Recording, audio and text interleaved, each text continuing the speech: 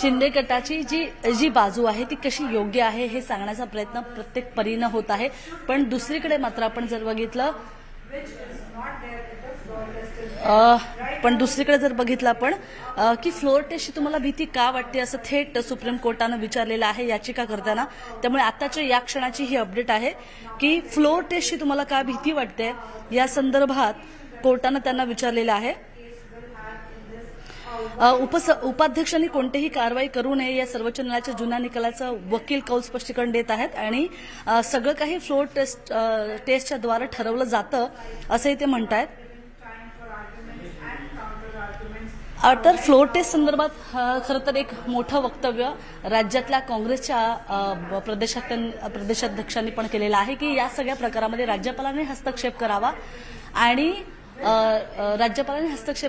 Floor taste का त्यांनी घेऊ नये। म्हणजे इथे असंही म्हटलं जातं आणि सुप्रीम कोर्टही आता याचिका करताना विचारते की फ्लोर टेस्टची तुम्हाला काय भीती वाटते आणि आता कौल या संदर्भात उत्तर देतानाचे सध्या उत्तर देत आहेत। खरं तर आपल्याकडे येणाऱ्या अपडेट्स आपण कारण सुप्रीम कोर्टामधले जे काही अपडेट्स आहेत आपले प्रतिनिधी देतात आपल्याला आणि ते आपण अपडेट्स लोकांपर्यंत पोहोचवते। तर त्यामुळे मला मध्ये मध्ये अपडेट्स बघून अपडेट्स सांगावे लागतात की नेमकं आता काय घडतंय। जसं मी सांगितलं की फ्लोर टेस्टची का भीती वाटते असं जेव्हा कोर्टाने विचारलंय कौल यांना तेव्हा कौल उत्तर देताना बघायला मिळत आहेत।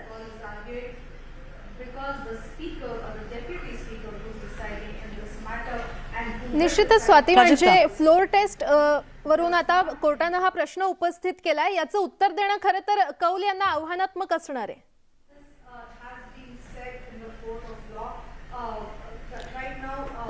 खरं तर आव्हानात्मक असणार म्हणण्यापेक्षा त्यांच्याकडे जसं सातत्यानं असं सांगितलं जातंय की कशी आमदारांना आणि मंत्र्यांना भीती वाटते पुन्हा एकदा परत महाराष्ट्रात येण्याची, कारण जी वक्तव्य शिवसेनेकडनं केली जातात विशेषतः संजय राऊत यांच्याकडनं केली जातात आणि त्या वक्तव्यामुळे आम्हाला भीती वाटते महाराष्ट्रात अशी परिस्थिती नाही असं दीपक केसरकर यांनी आधीच नमूद करण्यात आलेलं आहे। पण आता कोर्टापुढे नेमका काय मुद्दा मांडला जातोय की का फ्लोर टेस्टची भीती वाटते हे बघणं आपल्याला महत्त्वाचं ठरेल। पण आपण जरा बॅकग्राऊंड दिलं कारण सध्या कोर्टामध्ये जी सुनावणी आहे त्या दरम्यान आपण ही पार्श्वभूमी देतोय की महाराष्ट्रात यायला आम्हाला भीती वाटते कारण महाराष्ट्रातली तशी परिस्थिती नाहीये। इथे जी परिस्थिती ती पाहता आम्हाला भीती वाटते, आमच्या कुटुंबाचं पोलीस संरक्षण पण काढण्यात आलेलं आहे असं या फुटीरतावादी आमदारांनी म्हटलं होतं। पण दिलीप वळसे पाटलांनी हे स्पष्ट केलं होतं की कोणत्याही प्रकारे आमदारांचं सिक्युरिटी काढण्यात आली नाही, उलट त्यांच्या कुटुंबियांना अधिकची सिक्युरिटी देण्यासंदर्भात निर्णय घेण्यात आलेला आहे आणि तसं त्या पोलीस अधिकाऱ्यांना कळवण्यात आलं होतं। विशेष म्हणजे आपण जर बघितलं एक दिवस आधी सीआरपीएफची सिक्युरिटी पण थेट केंद्रातनं इथे पोहोचली, त्याच्यामुळे ही खूप महत्त्वाची गोष्ट आहे। त्यामुळे नेमकं फ्लोर टेस्टची भीती का वाटते, का या राज्यात यायला या पुन्हा मंत्री आणि आमदारांना भीती वाटते या संदर्भातली विचारणा कोर्टानं केलेली आहे।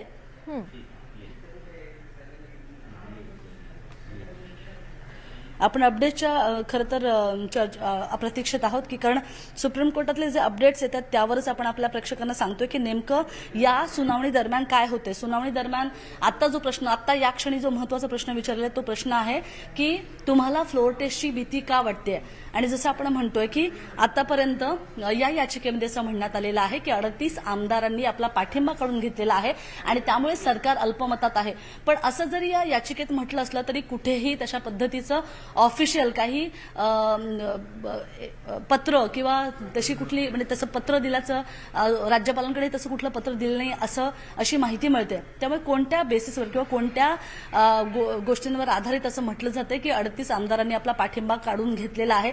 शिंदे गटाकडून जी याचिका दाखल करण्यात आलेली आहे त्याच्यामध्ये स्पष्ट असं म्हणण्यात आलेलं आहे की या 38 आमदारांनी सरकारचा पाठिंबा काढून घेतलाय, त्यामुळे सरकार अल्पमतात आहे। आणि त्यानंतर या याचिकेमध्ये याचा उल्लेख केल्यानंतर जेव्हा ही सुनावणी सुरू आहे त्या सुनावणी दरम्यान सरकार थेट कोर्टानं त्यांना विचारलेलं आहे की तुम्हाला फ्लोर टेस्टची भीती का वाटते। या दरम्यानच आपल्याकडे नवीन अपडेट्स आले तर आपण नवीन अपडेट्सचा आढावा घेऊया।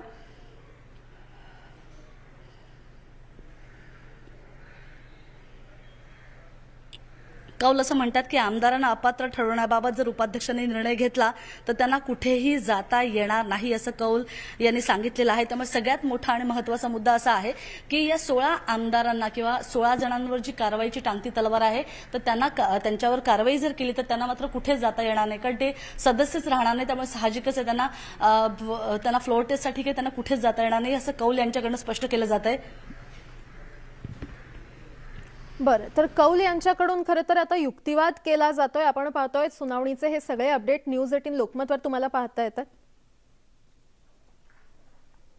आणि आताची ही सगळ्यात मोठी बातमी आपण पाहतोय. शिंदे गटानं म्हटलेलं आहे की आमच्यासोबत 39 सेना आमदार सध्या उपस्थित आहेत.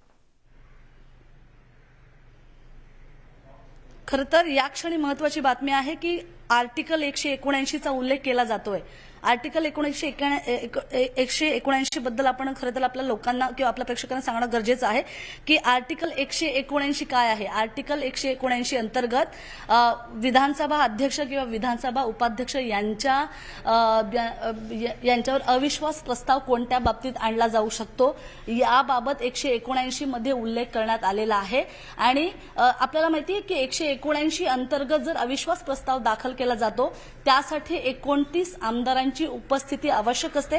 विधानसभेमध्ये अधिवेशन बोलवलं जातं. स्पेशली या अधिवेशनादरम्यान 29 नगरसेवकांनी उभं राहून आपल्या अविश्वास प्रस्तावाला मान्यता द्यायची. पुन्हा एकदा मी सांगते, आर्टिकल 179 चा जो उल्लेख केला जातोय या आर्टिकल 179 मध्ये असं लिहिण्यात आलेलं आहे की विधानसभा अध्यक्ष किंवा उपाध्यक्ष यांच्या विरोधात जर अविश्वास प्रस्ताव आणायचा असेल तर त्यासाठी जे पत्र दिलं जातं त्याला तर ते पत्र विधानसभेच्या विशेष अधिवेशनामध्ये किंवा अधिवेशनामध्ये वाचून दाखवलं जातं आणि त्याला समर्थन असलेल्या 29 आमदारांनी उभं राहून आपलं समर्थन आहे असं सांगायचं.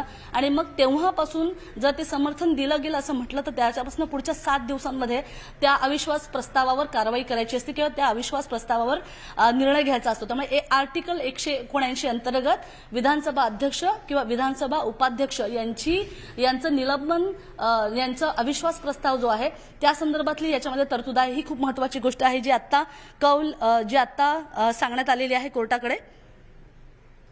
कौल यांच्याकडून 179 कलमाचा उल्लेख इथे करण्यात आलेला आहे आणि उपाध्यक्षांना हटवण्याच्या कलमाचा कौल यांच्याकडून सुप्रीम कोर्टामध्ये नुकताच उल्लेख करण्यात आलेला आहे. आमदारांना दाद मागता येणार नाही असं देखील त्यांनी आपला युक्तिवाद कोर्टात मांडलेला आहे.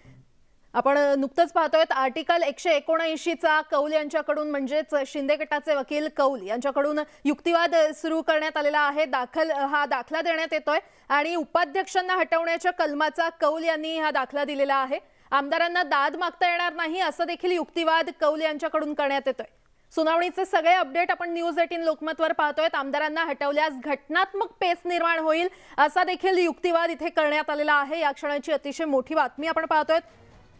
कौल यांच्याकडून महाराष्ट्र विधानसभा नियम 11 चा देखील इथे उल्लेख करण्यात आलेला आहे. कौल यांच्याकडून महाराष्ट्र विधानसभा नियम 11 चा उल्लेख करण्यात आला असल्याचे अपडेट आपल्यापर्यंत पोहोचतायत आणि स्वतः विरोधात अविश्वास उपाध्यक्षांना हटवण्याच्या कलमाचा कौल यांच्याकडून उल्लेख इथे सुप्रीम कोर्टामध्ये करण्यात आलेला आहे. तर आमदारांना हटवल्यास घटनात्मक पेच निर्माण होईल असा देखील युक्तिवाद कोर्टामध्ये सध्या करण्यात आलेला आहे. ब्रेक नंतर ही पुन्हा एकदा सुनावणी सुरू झालेली आहे आणि त्याचे प्रत्येक अपडेट आपण न्यूज 18 लोकमतवर पाहतायत. दरम्यान आमदारांना हटवल्यास घटनात्मक पेच निर्माण होईल असं देखील शिंदे गटाच्या वकिलांनी इथे युक्तिवाद केलेला आहे. तर शिंदेच्या वकिलांनी नेमका काय युक्तिवाद केला आपण ते देखील पाहूयात. अल्पमतात असताना सरकार इथे स्थापन आहे आणि आमदारांना आणि कुटुंबियांना धमकावलं जातंय असा युक्तिवाद कोर्टामध्ये करण्यात आलाय. तर विधानसभा उपाध्यक्षांनी वेळ दिलेला नाही. आमदारांना हटवल्यास या ठिकाणी घटनात्मक पेच निर्माण होईल असं शिंदे यांच्या वकिलांनी कोर्टामध्ये म्हटलेलं आहे. आमदारांना दाद मागता येणार नाही असं देखील त्यांनी म्हटलंय. त्यामुळे आता उपाध्यक्षांना हटवण्याचा निर्णय घ्यावा आणि आमदारांना हटवल्यास घटनात्मक पेच निर्माण होईल असं शिंदे यांचे वकील कौल यांनी सुप्रीम कोर्टामध्ये म्हटलेलं आहे. पुन्हा एकदा आमचे प्रतिनिधी प्रशांत लीला रामदास आपल्यासोबत जोडले गेलेले आहेत. प्रशांत, सध्या काय अपडेट?